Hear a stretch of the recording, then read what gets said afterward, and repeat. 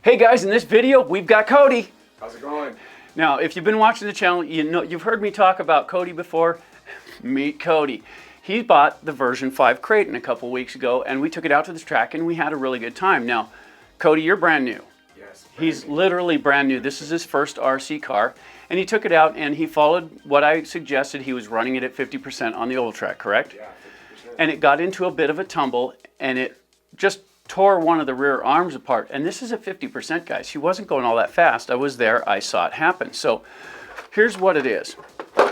On this part of the car here, if you can see this hinge pin is tore up, and it's split right down the middle here.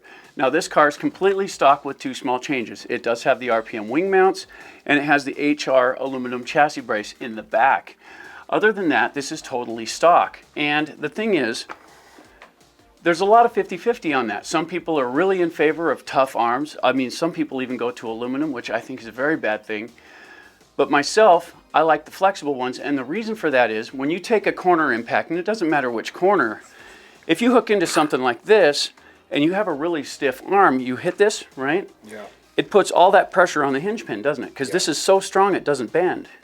With the flexible one, you take this impact, this arches a little, absorbs some of the energy, Right. and it doesn't put all the pressure against the hinge pin. I've never had one of those fail the way it does with the stock arms. Right. So in this video, we're going to go ahead and upgrade this. We're going to put the flexible arms on it from RPM, and we're going to put the EXB aluminum chassis braces in the center to protect it. Then we're headed out to the area we bash in, and we're going to have a really good time. I'm taking the Italian XL. You're bringing this one. Are you ready? I'm ready. This is going to be a lot of fun, guys. Check this out.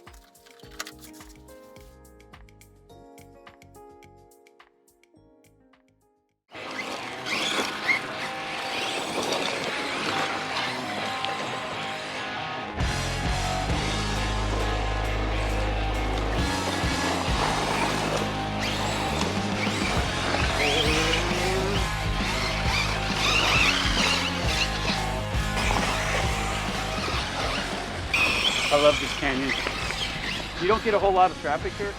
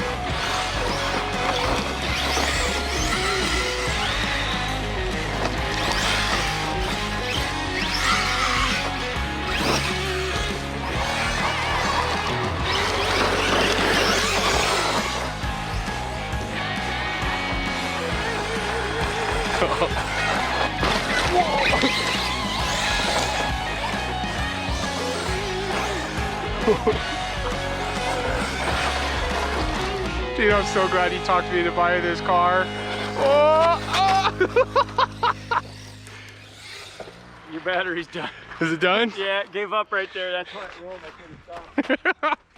Okay, guys, there's the running footage for the version 5 Kraton, and what'd you think? I thought it was an absolute blast. It is a really cool car to run, and it looks so much like Tina's car because she's got the same color and everything, but hers has been converted to the EXB with the chassis, the shock towers, and all the goods in hers, and hers has the wheelie bar and the front bumper, and you didn't break anything, did you? I didn't break not a thing. Did you like the way it controlled? Absolutely. Nice. Yeah. Well, his doesn't have a bumper on the front. It's got this little nub. So when you pile into something, it has a tendency to just stop like that. And so there's nothing to lift it over the way these bumpers do. The reason I have this on the bench is just so you can see, and what it is this is what is kind of necessary. And see the shape of that front bumper? That will scoop over things instead of just dead stopping. You have to hit something pretty high for it to dead stop. And that's a huge advantage to this car. Also, it's got a T-Bone Racing wheelie bar on the back, which protects the rear end really well.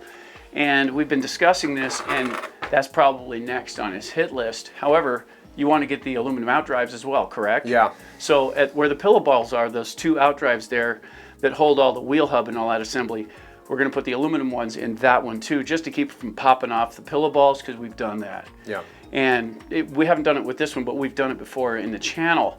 So one question for you on this is, and this is the SLT3, what'd you think of the radio?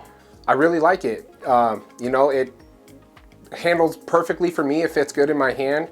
And with me being so new to the hobby, I think that I don't really know the difference, but I mean, I turn it and the reaction time seems so exactly it does how what you want it to when you want it to do it. It does, yeah. Well, and I've talked a little crap about this radio, but mostly, and I hope you guys know this, mostly it's because of the fit and just the lack of what I would consider to be necessary or rudimentary controls that it needs. The STX2, at least it had dual rates and stuff on it. It just was a slow radio. If they would have combined the two and kept all those controls but gave it the speed of this one, I think I would have been much happier. You know, the control action, the spring tension and everything on the wheel is decent. The trigger, it feels good in the hand too. It just feels awkward in my hand. That's why I'm not a fan of this one. I like the feel of the DX3 better and the DX5C or the Rugged. Those feel pretty good in the hand too. As far as this goes, it's a pretty quick radio and it does work. So yeah. You're not wrong for liking it, but then again, at the same time, you have yet to run a better one. No. So, and if you guys watch the On the Block stuff, you heard Rob talk about how eventually he got to feel the difference between a really good radio and something that's an RTR right. version. And in future, you'll probably come up against that as well. But right now, that feels natural to you, doesn't it? Yeah, it does, definitely. So that's a win as far as that goes. You know, when we built this car, there's a couple of things that you do have to pay attention to. And what it is in the front here. Is it in the front? Yes, right up here in the front. Let's get this up here. Right where the shock pins go, right here. These pins are, well, they're too long. The ones that come off this car for the version 5 are too long for the shocks. So you need to use the version 4s to get those on there. So you have to order the shorter pins to get those to work properly, because the version 5s are longer and they stick through farther. And they just, if you put them in and put the lockdown on them, they stick out in the front and they can snag up on stuff. So if you're going to put the RPM arms on a version 5 or an EXB, you do have to order the shorter ones from the version 4. Also, when you put this on there, and there's a couple things. One, when you put it on the back, you're going to have the bigger sway bar, and that's what comes off of the version 4 as well. Right. So it's a wider sway bar, so it connects correctly. It goes right on. It's not a big deal. But I've had people comment about this before, and right here, the shock tower is narrower. Right. Okay, so the shock tower is smaller on the EXB, so instead of being wide like this, it's brought in some, okay? Yeah. And being brought in, it changes the angle of the shocks a bit, and it doesn't sit quite as high in the back. Did you notice a problem with yours? It felt okay? It felt great, yeah. It really did. Okay, so I've done this, and people say, well, you're changing the geometry and all that stuff. It controls good. It jumps good. I don't have a problem with any of it. It works good for me. If that's something that bothers you, by all means, keep the version 4 wider shock tower to go with those arms, and that solves that problem. But I have that same situation on both of these cars now, and they both handle awesome. They both jump great. They both land good. And I've noticed absolutely no issues with it. So I'm going to keep running it that way. So it's up to you guys. If you want to run the RPM arms in the back, you might want to put the version 4 shock tower on it. However, that's a stamped tower and they do move. You might be able to find an upgrade that would do that job, but this is an easy way to do it. And the thing still handles and looks good. Yours does look like it's sitting up a little bit, but keep in mind, guys, that's just because the body's not on the pins. See how it drops back down when you get the body on? So it wasn't sitting up, the body just wasn't on it tight. See how well it sits? That's with that system on there, and clearance is good all the way through, so I don't see that being much of an issue. Do you? No, not at all. So there's a couple things that we still want to do to this car, and we'll touch on this again. The bumper on the front, yes? Yes. Okay, we want to do the wheelie bar on the back, and we want to do the aluminum out drives up here. Was there anything else you wanted to change? The chassis when the time comes. Oh, very good. And he did get to see the XL Italian run, and he was impressed with that, weren't you? Yeah, for sure, yeah. So would you even consider potentially, when we do the chassis swap, swapping it to a longer vehicle? Yeah, absolutely would, for so sure. That might be something coming up for the channel as well. So there we go. Are you happy with what we've done? I'm so happy. Awesome. Absolutely. Excellent.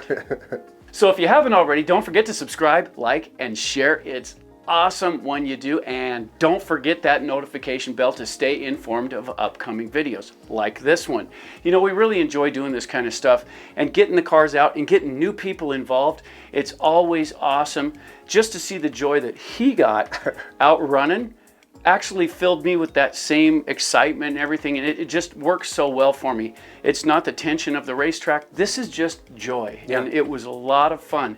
If you guys have done a build like this or have any comments whatsoever, please feel free to leave it in the comments down below and help others along the way. Hey guys, for Cody, this is AJ saying, keep bashing, guys.